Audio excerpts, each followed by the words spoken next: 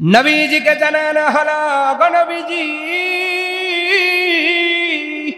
আপনার কাছে যেই খোরা সাহাবী বারে বারে অনুরোধ করে যুদ্ধে আসার জন্য অ্যাপ্লিকেশন করেছিল, ওই সাহাবীটাও দুনিয়ার জমিন থেকে বিদায় হয়েছে।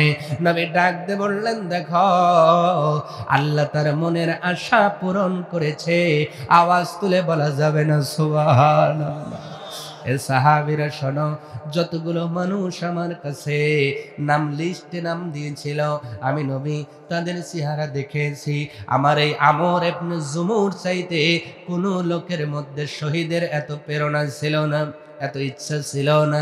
ওই নাম লেখার সময় আমর ইবনে জুমুর সবচেয়ে বেশি শহীদে মরণ চেয়েছিল। আওয়াজ তুলে বলা যাবে না একবার সুবহানাল্লাহ? নবীজি কলেমার দাওয়াত দেওয়ার কারণে এই মানুষগুলোই যখন কলেমা পড়ে মুসলমান হয়ে গেল, তারা কেমন আলোকিত জীবন পেয়েছিল আমার ভাইয়েরা। যেই মানুষগুলো মক্কাতুল মুকাররমার জীবনে নবীজিকে পাথর মেরেছে, নবীকে পাগল বলেছে, নবীর কিতাবটাও যারা গ্রহণ করতে পারেন নাই, এই মানুষদের মধ্যে এমন একজন মানুষ, যেই মানুষটা কলেমা পড়ার পরে সোনার জীবনের অধিকারী হয়েছিলেন, হেদায়েতের জীবনের অধিকারী হয়েছিলেন, এনার নাম হযরত ওমর, এদের নাম হযরত আবু বকর, হযরত উসমান জুন্নুরাইন, হযরত আলী। শুধু তাই না, অন্ধকার জীবন ছেড়ে দিয়া নবীর কাছে আসার পরে সাহাবীরা কেমন করে তাদের জীবনগুলো পরিচালনা করেছিলেন। আমার ভাইরা, একটা সাহাবীর জীবনের কথা বলবো, একটু অন্তরের কানটা খাড়া করে এখন শ্রবণ করবেন। আশা করি এই কথাগুলো আপনার হৃদয়ের মধ্যে বসাতে পারলে আপনার জীবনটাও বুঝি ধন্য হয়ে যাবে। আওয়াজ তুলে বলা যাবে না সুবহানাল্লাহ? আমার ভাইরা, নবীজি আল্লাহ পাকের আদেশে মক্কাতুল মুকাররমায় থাকতে পারলেন না, হিজরত করে মদিনাতে চলে গেলেন। যাওয়ার পরে সঙ্গত কারণেই মুসলমানদের সাথে আর কাফেরদের সাথে যুদ্ধ হয়েছিল। হয়েছে কি হয় নাই? আসতে বলবেন না, জোরে বলুন, হয়েছে কি হয় নাই? যুদ্ধ হয়েছে। সর্বপ্রথম যেই যুদ্ধ হলো প্রকাশ্য যুদ্ধ, তার নাম বদরের যুদ্ধ। নাম কি? বদরের প্রান্তরে সর্বপ্রথম খোলা মাঠে যুদ্ধ হয়ে গেল হক আর বাতিলের সাথে। কিন্তু তারা ছিল 313 জন। আল্লাহর নবী তাদের কত পবিত্র করেছিলেন, কত তাদের এলেম শিক্ষা দিয়েছিলেন, প্রজ্ঞা শিক্ষা দিয়া কেমন করে অন্ধকার থেকে বের করে এনেছিলেন। যে বদরের প্রান্তরে 313 জন তাকবীর দিয়েছিল, 1000 বাতিলের হাত থেকে তরবারিগুলো থরথর করে পড়ে গিয়েছিল। আমরা তো সেই মুসলমান। আওয়াজ তুলে বলা যাবে না সুবহানাল্লাহ? আর জোরে বলুন সুবহানাল্লাহ? আমরা সেই মুসলমান, সিংহের জাতি, বাঘের জাতি। সিংহের শিকার করার চাইতে সিংহের গর্জনে প্রাণীরা বেশি ভয়ে ভয়ে। আল্লাহ পাক ডেকে বলে, বান্দারে, তুমি যদি আমার নবীর দলের কর্মী হতে পারো, যদি তুমি আমার দলের লোক হয়ে তোমার জবান দিয়ে যদি আমার তাকবীরটা বের করতে পারো, হামান কামানে বিজাতি তত ভয় পাবে না যতটা মুসলমানদের আওয়াজ শুনে ভয় পায়। সুবহানাল্লাহ। এরপরে বদরের প্রান্তরে শেষ হলো। নবীজি মদিনায় আসলেন। বদরের প্রান্তরে প্রতিশোধ নেবার জন্য কাফেরেরা এবং মুনাফিকরা ঐক্যজোট করলো। কি জোট? ঐক্যজোট করে তারা যখন মুসলমান আর ইসলামকে সমূলে উৎপাটন করার চিন্তা করলো, সঙ্গত কারণে একটি যুদ্ধের প্রয়োজন হয়েছিল। যুদ্ধটার নাম হলো উহুদের যুদ্ধ। আওয়াজ তুলে বলবেন, যুদ্ধের নাম কি? কথা বোঝা যায়?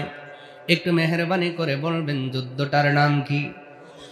উহুদের যুদ্ধের প্রয়োজন হয়েছিল। নবীজি সাহাবীদের মাঝে প্রচার করে দিলেন, আমার সাহাবীরা, বদরের প্রান্তরে তোমার অনেক ভাই শাহাদাত বরণ করেছে, তবে মনে রেখে দিও, আল্লাহ কোরআনুল কারীমের মধ্যে জানিয়ে দিয়েছেন, ওয়ালা তাকুলু লিমান ইউকতালু ফি সাবিলিল্লাহ, যারা আল্লাহর রাস্তায় শহীদ হয়ে যায় তোমরা তাদের বলিও না আমওয়াত, মৃত, বাল আহইয়াউ ওয়ালাকিন লা তাশউরুন, বরং এরা জীবিত থাকে কিন্তু তোমরা বুঝতে পারো না। নবীজি যখন এমন ভাবে সাহাবীদেরকে উজ্জীবিত করতেছিলেন যুদ্ধের জন্য, ও আমার সাহাবীরা, আবার একটা যুদ্ধের প্রয়োজন হবে, কারণ এইবার তারা ঐক্য জোট করে মুনাফিকদের সাথে নিয়ে কুরাইশ গোত্র, আমার জন্মভূমির মানুষগুলো একত্রিত হয়ে তোমাদের বিরুদ্ধে যুদ্ধ করবে। তোমরা কি চাও ইসলামটা শেষ হয়ে যাক, মুসলমান শেষ হয়ে যাক, নাকি যুদ্ধ করে দিনটা বাস্তবায়ন করবা? ও খাদুলের মুসলমান, ও যুবক ভাইরা, আজকে যারা খাদুলি মানব সেবা ফাউন্ডেশনের এই যে ভালো ভালো কাজ করতেছেন, মুসলমান নাম নিয়ে বেঁচে আছেন, আজকে যারা মুসলমান নাম নিয়ে গর্ববোধ করেন, হয়তো আজকে তারা এই সময়টা পাইতেন না। ওই দিন যদি তারা ইমানের বলে বলিয়ান না হইয়া, ইমানের বলে বলিয়ান হইয়া যদি তরবারিটা না ধরত, আমার ভাইরা সাহাবীগুলো এক বাক্যে জবাব দিয়ে বললেন, ওগো নবীজি, জীবন আমার ভাইরা দিয়া জান্নাতি হয়ে গেছে, আমরা কেন জান্নাতি হব না? জীবন যায় যাবে, অসুবিধা নাই, আল্লাহর এই জমিনে আল্লাহর দ্বীন বাস্তবায়ন করব ইনশাআল্লাহ। কি ঈমান তাদের ছিল! আধুনিক অস্ত্রে সজ্জিত বাহিনীর সামনে নিজের বুক পেতে দিয়েছে, ঈমানের পথ থেকে এক বিন্দু আপনার দূরে সরে যায় নাই। আমরা তো সেই মুসলমান, আজকে বুলেট লাগে না, তরবারি লাগে না, সামান্য যদি লাল চা খাওয়ায় আমরা ঈমানের পথ থেকে দূরে চলে যাই। বুঝতে বল, এমন লোক আছে না নাই? আছে না নাই? আজ বন্দুক দেখানো লাগে না, লাল চার প্রেমে ইমান ছেড়ে দিলাম। আমার ভাইয়েরা লক্ষ্য করে, নবীজি উহুদের যুদ্ধের জন্য প্রস্তুত নেওয়ার কথা যখন বললেন, প্রত্যেক দিন মসজিদে নববীতে নামাজ পড়ার পরে যোদ্ধাদের নাম লিস্ট করার জন্য নবী নিজেই বসেছেন। আসতে বলবেন না, আরো জোরে। নবীজি বসে বসে কারা কারা যুদ্ধে যাবে এমন করে ওনাদের নামগুলো লিখতেছেন, এমন করে সাহাবীগুলো সবাই এসে এসে নবীজির কাছে নিজেদের নামগুলো লেখায়া দিচ্ছেন। ওগো নবীজি, জীবন যাবে ইসলামের গায়ে কলঙ্ক আঁকতে দেব না, জীবন যাবে মুসলমান নির্মূল হতে দেব না, আল্লাহর এই জমিনে আল্লাহর দ্বীন বাস্তবায়ন করবই ইনশাআল্লাহ। বুকে বল নিয়ে তারা যখন নামগুলো লেখা দিচ্ছেন, নবীজি লিখে নিচ্ছেন, নবীজি লিখে নিচ্ছেন। এমন করে পরের দিনে একজন লোকটা লাঠি বর দিয়ে চলে আসলেন। শুধু উনি আসেন নাই, ওনার সাথে 4 জন টাটকা যুবক, টাকরা যুবক 4 জন সন্তানকেও নিয়ে এসেছে। আসতে বলবেন না, একা আসেন নাই, 4টা ছেলে ছিল, 4টা ছেলেকেই সাথে নিয়ে এসেছেন। আয়েশা বলেন, ওগো নবীজি, ওগো রাহমাতুল লিল আলামিন। নবীজি তাকায় দেখেন লাঠির উপরে বর দেওয়া, তার মানে খোরা, ভালো করে হাঁটতে পারেন না। ডাক দে বলেন, ওগো নবীজি, আমাকে আল্লাহ 4টা সন্তান দিয়েছেন, সাথে করে নিয়ে এসেছি, একটাকেও বাদ রাখি নাই, 4টার নামটাই লিখে নেন।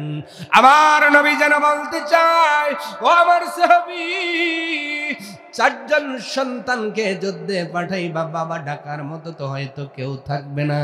যেন সাহাবীরা ডাক দে বলে, নবীজি যেই দুনিয়ার জমিন ইসলামই যদি না থাকে, বাবা ডাক শুনে আমি কি করব? আগে ইসলাম কায়েম করেন, এরপরে শহীদের বাবা হয়ে জান্নাতে যাব। আর জোরে বলুন সুবহানাল্লাহ। আজকে দুনিয়াতে বাংলাদেশে ইসলাম চলে যাচ্ছে, ইসলাম বিদায় হচ্ছে, আমরা এখনো দলাদলি মারামারিতে লিপ্ত আছি। কথা বলে না আমার ভাইয়েরা। নবীজি নাম লেখা শুরু করলেন।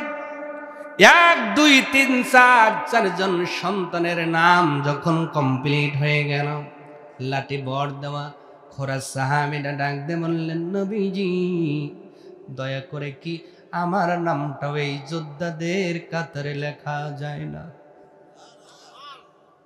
জোরে, আরো জোরে। যিনি হাঁটতে পারেন না, লাঠি বর দিয়ে দিয়ে হাঁটতেছেন, ওই মানুষটা বলতেছেন, নবীজি আমার নামটা কি কোনো মতে এই যোদ্ধাদের খাতায় লেখা যায় না? এই কথাটা বলার পরে তার বন্ধুগুলো তারে ধরে নিয়ে দূরে চলে গেলেন। যাওয়ার পরে নবীর অন্য সাহাবীগুলো বোঝানো শুরু করলেন, ও আমার ভাই তুমি কেন এমন করে কথা বলো? তোমার তো উপরে যুদ্ধ ফরজ হয় নাই, তুমি হলো মাজনুন, তুমি হলো মাহজুর, তুমি হলো অক্ষম ব্যক্তির উপরে আল্লাহ যুদ্ধ ফরজ করে। তুমি তো মাহজুর, অক্ষম, তুমি কেন যুদ্ধে যাইতে চাও? এবার খোরা সাহাবী কি জবাব দিয়েছিল জানেন? ও তোমরাই খালি জান্নাতে যাবা, আমার কি জান্নাতে যাইতে মন চায় না? সুবহানাল্লাহ হবে না? যুদ্ধে কি ফুল দেয় না? ফুল দেয়, মিষ্টি দেয়, গোল্লা দেয়, কথা কয় না রে ভাই? যুদ্ধে কি দেয়? কি দেয়? তরবারির আঘাতে বুক ঝাঁঝরা হয়ে যেতে পারে, বল্লমের আঘাতে বুকে ফোর হয়ে যাবে। এরপরেও সাহাবী ডাক দিয়ে বলছে, ও আমার ভাই তোমরাই শুধু আল্লাহর জান্নাতে যাবা, আমার কি জান্নাতে যেতে মন চায় না? এরপরে তারা বুঝায়, সে বুঝ কোনো বোঝনি মানলেন না। এবার ওনারা না পেরে বলল, যাও নবীর কাছে যাও, নবী যদি অনুমতি দেয় যুদ্ধে যাইও। সাহাবীদের চিন্তা হলো নবী অনুমতি দিবেন না, যুদ্ধে যাওয়াও তার হবে না। খরা সাহাবীটি এবার আপনার লাঠির উপরে বর দিয়ে দিয়ে পাটা টেনে টেনে এনে নবীজির সামনে দাঁড়ায় বললেন, নবীজি আমার শরীরটা দুর্বল হতে পারে, কিন্তু ঈমানের দিকে আমি এখনো বলিয়া। নবী গো মেহেরবানি করে আমাকে যুদ্ধে যাওয়ার অনুমতি দিয়ে দেন। এমন সময় 4 জন ছেলে পাশেই দাঁড়িয়েছিল, ডাক দিয়ে বললেন, বাবা গো আপনি কেন যুদ্ধে যাবেন? আপনার তো যুদ্ধে যাওয়ার প্রয়োজন নাই। এবার খোরা সাহাবীটি রাগান্বিত হয়ে ডাক দিয়ে বললেন, আমার সন্তানেরা শোনো, কেন তোমরা আমারে নিষেধ করো? এই নিষেধ করেই তো বদরের প্রান্তরে যেতে দাও নাই। আমার কত ভাই শহীদ হয়ে জান্নাতের সবুজ পাখি হয়ে গেছে, আমি এখনো জমিনের মধ্যে। ও আমার ছেলেরা খবরদার, আমাকে আর তোমরা বাধা দিও না, বাধা দিও না, বাধা দিও না। আমি যুদ্ধে যেতে চাই, আমারে বাধা দিস না রে বাপ। তোরা তো যুদ্ধে যাবি, সঙ্গে করে এই বৃদ্ধ বাবাটারেও নিয়ে যাস। আমি আর কিছু না পারলে হয়তো ওই পেশ থেকে আসা বল্লমগুলো নিজের বুক দিয়ে পেতে আমি নবীর মতো মহামানবকে হেফাজত করব। সুবহানাল্লাহ। সন্তানগুলো চুপ হয়ে গেল। আবার রিকোয়েস্ট করছেন নবীজি। নবী বলছেন, তুমি যুদ্ধে না গেলে কি হতো? কেন তুমি যুদ্ধে যাবা? যুদ্ধে যাওয়ার তো প্রয়োজন নাই। সাহাবী এবার আবেগ নিয়ে বলতেছে, নবীজি আমি কেন যুদ্ধে যেতে চাই জানেন? আমার এই খোরা পাটা নিয়ে আমি এই খোরাইয়াই আল্লাহর জান্নাতি মেহমান হতে চাই। বলেন গো নবীজি, আপনি তো দয়ার আধার, রহমের আধার, আপনি রহমাতাল লিল আলামিন, মেহেরবানি করে কি আমাকে যুদ্ধের অনুমতি দেওয়া যায় না? আমার ভাইয়েরা, খাতুনের মুসলমান, নবীজি এবার অনুমতি দিয়ে দিলেন। এতটাই খুশি হয়ে গেলেন উনি, লিল্লাহি তাকবীর, আল্লাহু আকবার বললেন। সাহাবীগুলো আশ্চর্যিত হয়ে গেলেন।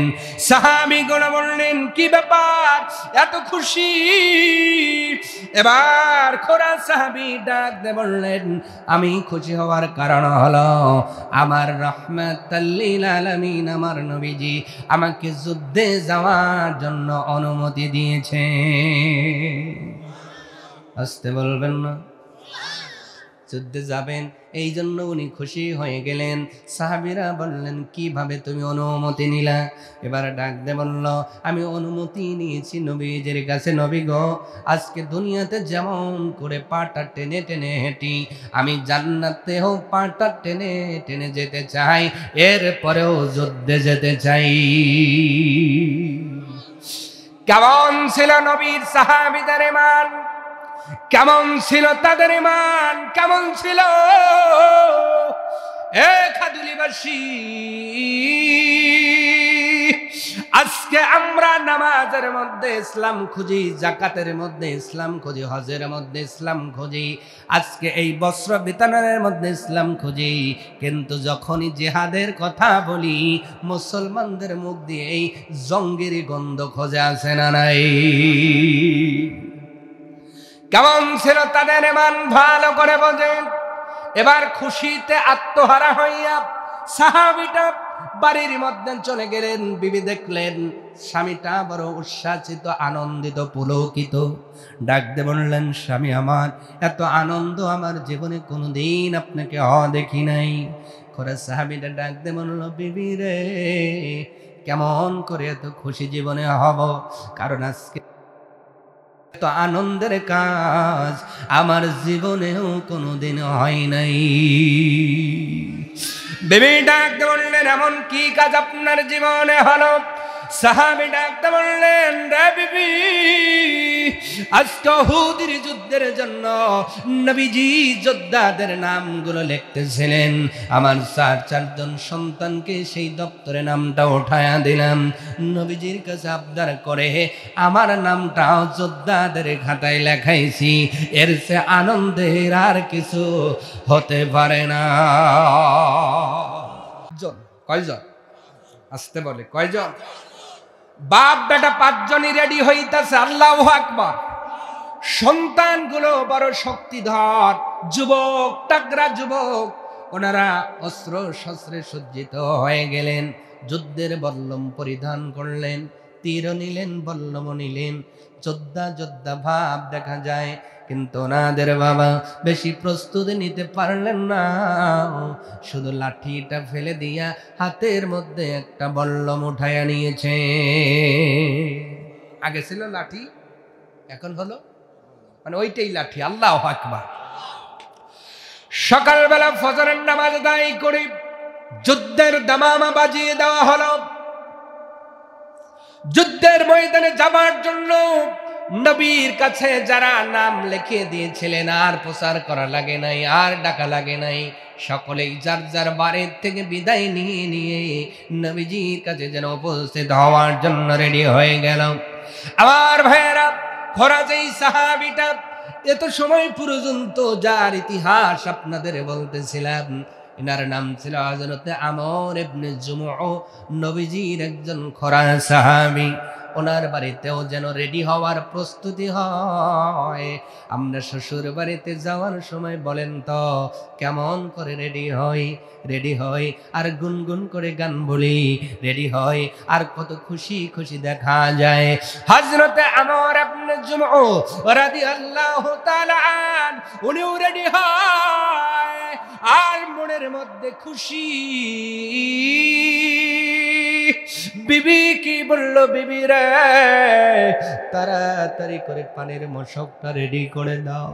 পানির মশক রেডি করে পানির মশকের মুখটা যখন বন্ধ করতেছে, বিবিটা একটু রহস্য করে বলল, স্বামী আমার আপনি আর কি করবেন, হয়তো আমি দেখব যুদ্ধ লাগার কিছু সময় পর আপনি ভয় পেয়ে বাড়িতে চলে এসেছেন।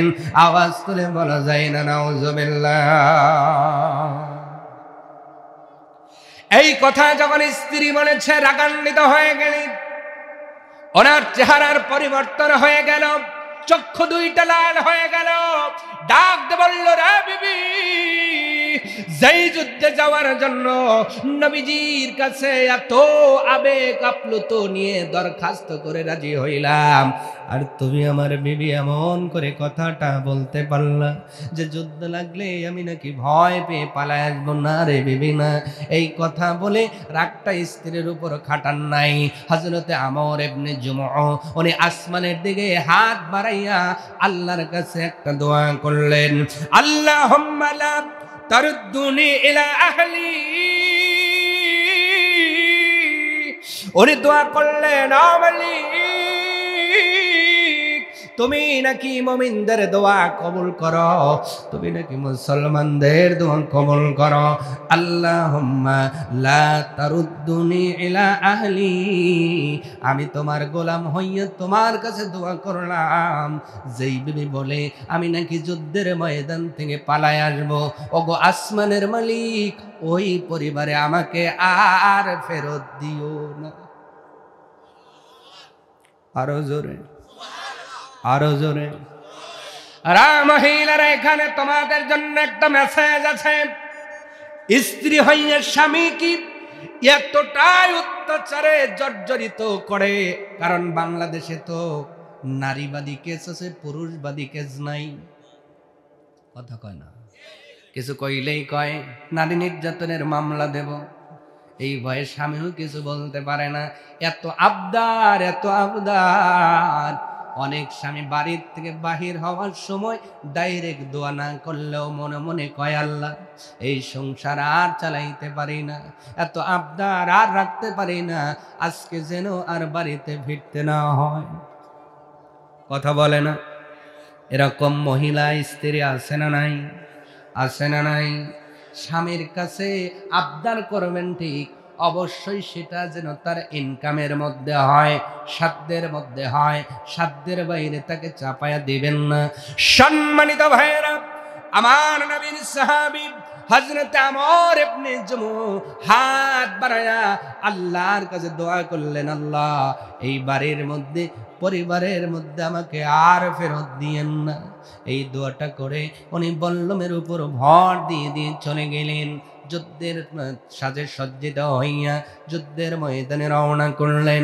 সকল লোকের সঙ্গে উনিও কষ্ট করে উহুদের প্রান্তরে হাজির হয়ে গেলেন। পাহাড়ের উপরে আল্লাহর নবীর একজন সাহাবী দাঁড়ায় আছেন, পৃথিবীর মানুষ, তার নাম হলো হযরত আবু তালহা।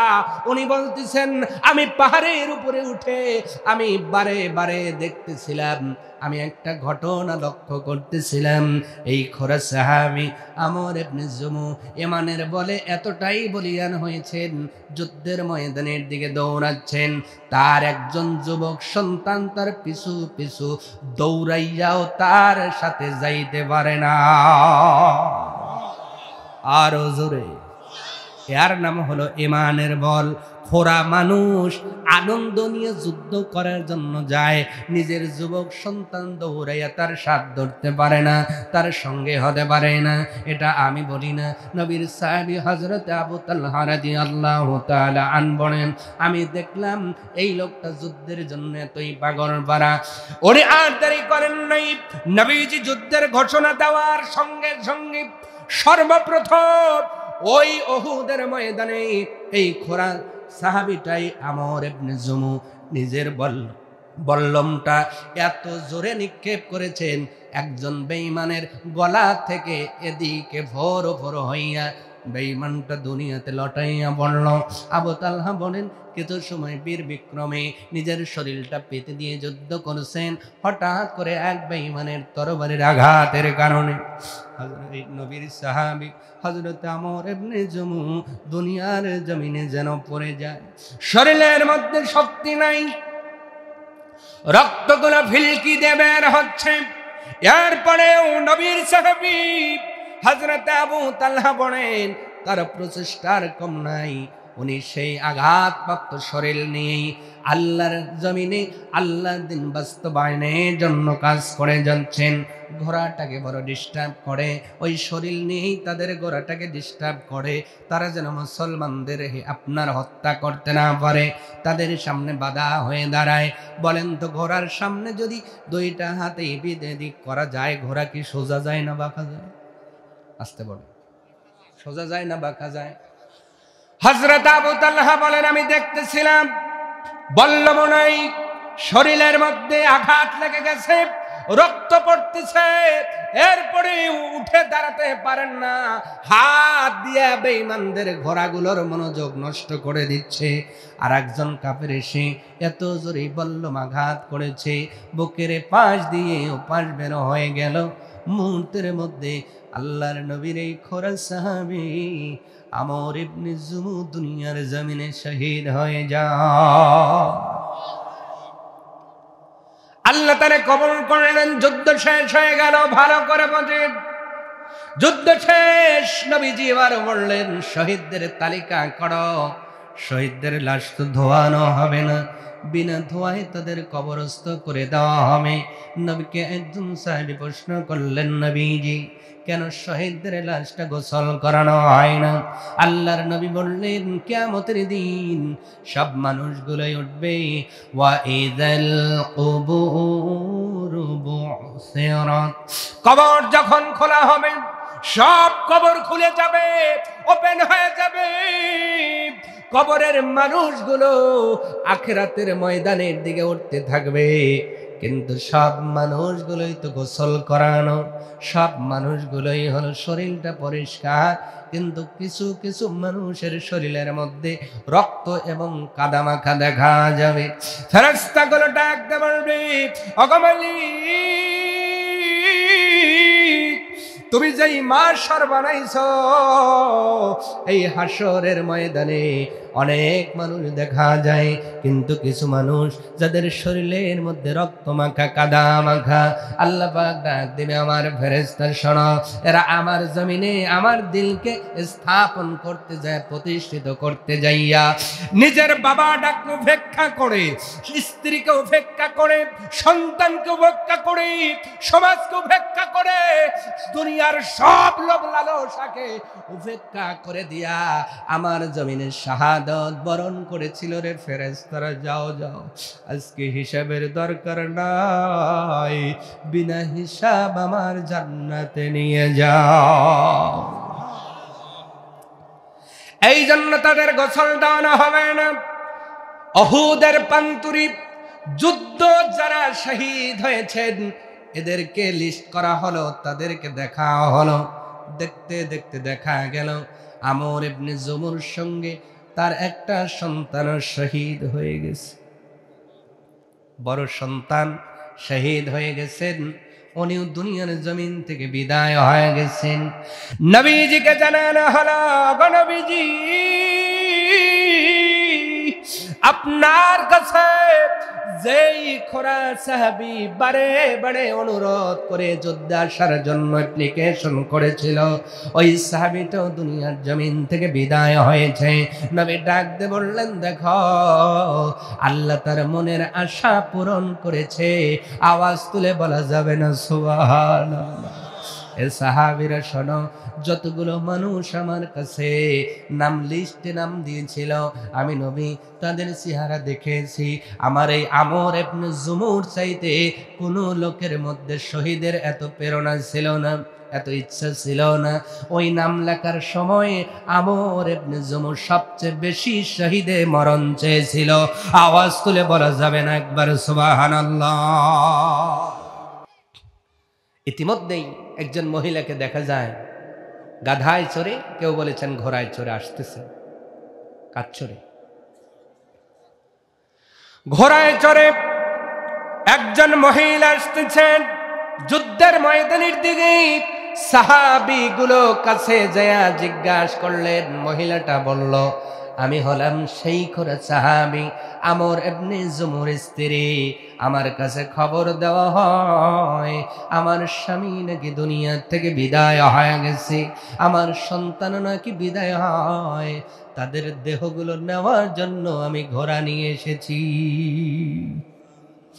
সাহাবীগুলো বললেন, এক ফোঁটা পানি তোমার চোখে নাই, সন্তানও চলে গেল, স্বামীও চলে গেল, মা ডাক থেকে বঞ্চিত হয়ে গেলা, স্বামীর আদর থেকে বঞ্চিত হয়ে গেলে, কিন্তু তোমার দেখি এক ফোঁটা পানি নাই। মহিলাটাও ডাক দিয়ে বলল, কেন আমি আফসোস করব? কারণ আমার তো গর্ব করা উচিত, আমি শহীদের মা এবং শহীদের স্ত্রী হয়েছি। এই জন্য মালিকের কাছে আমি শুকরিয়া আদায় করি। কিন্তু আমি তাদের দেহগুলো নেওয়ার জন্য এসেছি, তাদের দেহগুলো নিয়ে আমার বাড়ির সামনে দাফন করে দেব। প্রতিদিন সকালবেলা ঘুম থেকে ওঠার পরে আমার শহীদ স্বামী আর শহীদ ছেলের কবরটা আমি দেখে আমার চক্ষুটা শীতল করব। নবী অনুমতি দিয়ে দিলেন। দেওয়ার পরে ওনার স্ত্রী যখন বটি দুইটা তুললেন, বটি দুইটাকে সুন্দর করে পেঁচাইয়া ঘোড়ার উপরে তুলে দেওয়া হয়।